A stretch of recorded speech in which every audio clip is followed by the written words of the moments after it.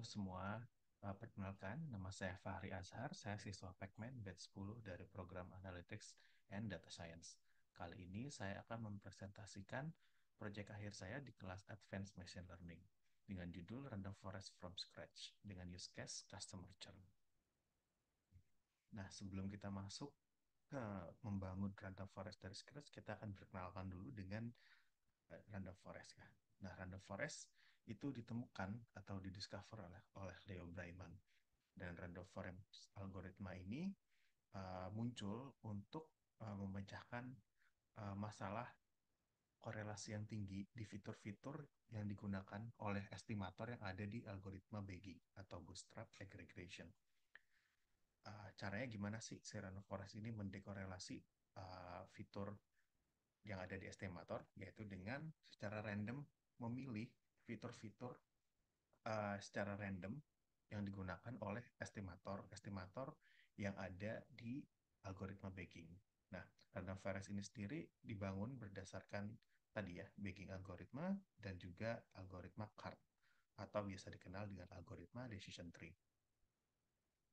Nah, karena bagging memiliki peranan penting ya dari random forest dan juga karena random forest hanya melakukan sedikit tweak dari algoritma bagging, maka kita akan membahas dulu lebih lanjut tentang apa sih algoritma bagging itu sendiri. Algoritma bagging ini sendiri adalah salah satu algoritma yang dapat digunakan untuk membangun suatu metode bernama ensemble. Metode ensemble ini adalah suatu pendekatan yang menggabungkan banyak model ke dalam satu agregasi sehingga menghasilkan model yang lebih powerful. Nah, bagging ini menggunakan metode bootstrap, yaitu metode untuk sampling data yang dapat yang dapat menghasilkan data dengan sampel yang karakteristiknya berbeda-beda gitu. Nah, dengan sampel-sampel yang karakteristik berbeda ini, yang untuk kemudian dilatih uh, di setiap estimator yang ada di algoritma bagging akan menghasilkan uh, model-model yang unik gitu. Dan ketika kita menggabungkan model-model yang unik ini atau mengagregasi model-model yang unik ini dengan tadi ya sampel yang unik juga gitu, maka performa model itu akan meningkat lebih jauh seperti itu. Nah, tadi ya seperti sudah dijelaskan ya, algoritma random forest itu sebenarnya hanya small tweak gitu dari algoritma bagging itu sendiri. Nah, oleh karena itu objektif dari project kali ini adalah kita membangun random forest estimator gitu from scratch, dan juga secara tidak langsung kita akan membangun algoritma bagging gitu. Nah, random forest ini sangat dependent dengan algoritma CART atau decision tree, tapi di sini kita tidak akan membangun algoritma decision tree ini ya, tapi kita akan menggunakan scikit-learn untuk sebagai uh, algoritma yang digunakan untuk decision tree ini gitu. Nah, objektif lainnya adalah kita melakukan uh, hyperparameter tuning untuk algoritma random forest ini, dan kemudian kita mengevaluasi algoritma random forest ini dengan metric precision gitu, yang akan kenapa precision, nah nanti akan dijelaskan lebih lanjut ya kenapa kita menggunakan matrix ini. Nah, gimana sih model developmentnya?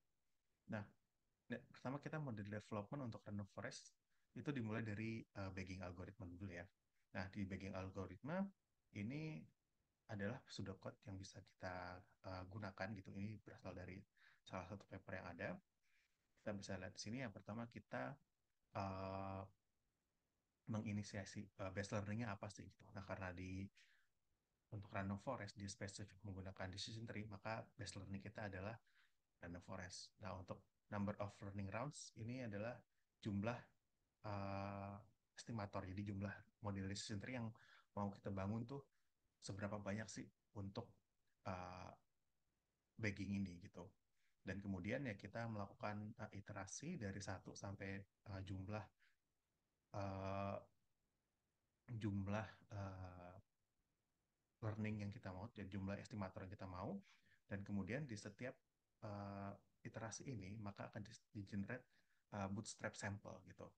Dan kemudian bootstrap sample ini akan digunakan untuk dilakukan pemodelan gitu. Dan kemudian akhirnya kita akan melakukan agregasi dari uh, model-model yang sudah dilatih dengan bootstrap sample yang sudah diberikan tadi ya gitu. Nah, ini adalah code yang sudah dibuat gitu. Jadi ini ada base ensemble. Di sini kita bisa bilang juga ini adalah base bagging. Dan kemudian ya, kita menggenerate estimatornya, kemudian kita menggenerate bootstrap sample untuk bisa dilatih di estimator ini. Gitu. Nah, uh, tadi ya seperti saya sudah bilang gitu. Jadi random forest adalah small tweak di bagging. Jadi ini adalah small tweaks apa tweak yang dilakukan oleh random forest gitu.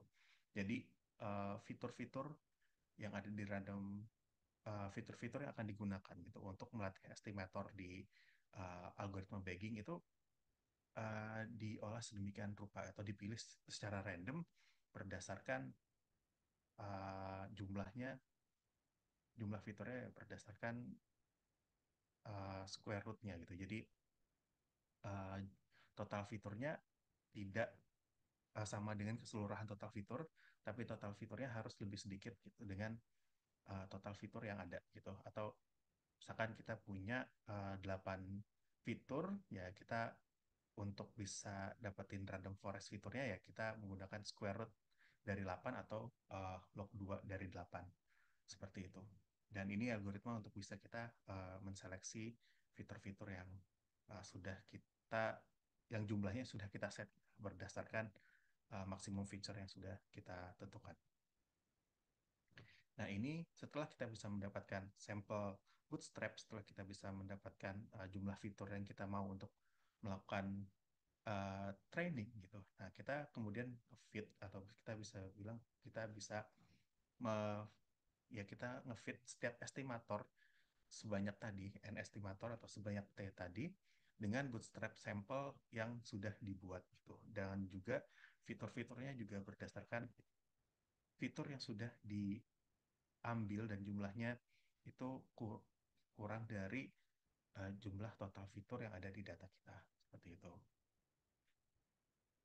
Nah, untuk melakukan prediksinya, karena kita akan melakukan agregasi gitu, maka untuk hal yang pertama kita lakukan adalah kita melakukan prediksi untuk setiap estimator ensemble gitu. Jadi decision tree pertama dari estimator pertama kita predik dulu hasilnya seperti apa dan kemudian terakhir hasil tersebut akan diagregasi seperti itu. Nah, berikut adalah eksperimen yang kita lakukan untuk model ini. Nah, uh, eksperimen ini menggunakan dataset customer churn di suatu bank dan ini adalah proporsi dari customer yang churn. Jadi di sini ada sekitar 80% customer yang tidak churn dan ada sekitar 20% customer yang churn gitu. Dari sini kita bisa lihat bahwa kalau dari dataset ini retention strategi dari perusahaan bagus ya karena dia bisa menjaga customer untuk tidak churn. Nah, uh, oleh karena itu gitu, kita fokus di sini adalah dalam mencari model yang terbaik di sini adalah kita ingin memprediksi customer yang churn dan juga aktualnya dia akan churn gitu. Nah, karena ya kita nggak mau terlalu fokus karena company sudah punya retention strategi yang bagus, jadi kita tidak mau memprediksi uh, mana yang customer ya benar-benar churn, mana yang kita prediksi churn dan juga benar-benar churn gitu ya. Karena untuk bisa melakukan optimisasi retention strategi dari perusahaan gitu. Oleh karena itu, metrik machine learning yang kita gunakan di sini adalah precision. Seperti itu. Nah, kita melakukan eksperimen dengan melakukan grid search CV. Ini adalah jumlah estimator yang kita gunakan. Ini adalah max features untuk random forest dan ini criterion untuk decision tree algorithm. Dan ini setiap parameter ini akan dilakukan cross validation dengan key vault sebanyak 10. Dari sini dari grid parameter ini ya kita bisa lihat bahwa kita akan mempunyai 24 combination hyperparameter gitu. Dan juga bisa lihat sini untuk scoringnya kita menggunakan precision. Nah, dari hasil cross validation itu bisa didapatkan fitur base feature sebagai berikut ya. Ada estimator 50, max feature-nya adalah log2, dan kriteria-nya adalah gini. Gitu.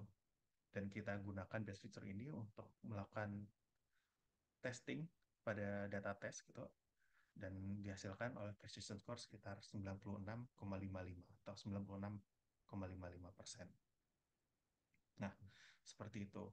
Nah, conclusion dari project ini adalah bahwa random forest classifier yang sudah dibangun secara scratch itu dapat uh, menghasilkan atau memprediksi customer yang churn, yang memprediksi customer churn, yang juga secara actual juga churn, dengan precision score-nya adalah 96,55% gitu. Dan hyperparameternya adalah dengan estimator sebanyak 50, dan menggunakan max features calculation log 2, dengan kriterionnya adalah Gini index gitu. Dan perlu di notes juga di sini bahwa estimator yang digunakan di sini cenderung kecil gitu ya.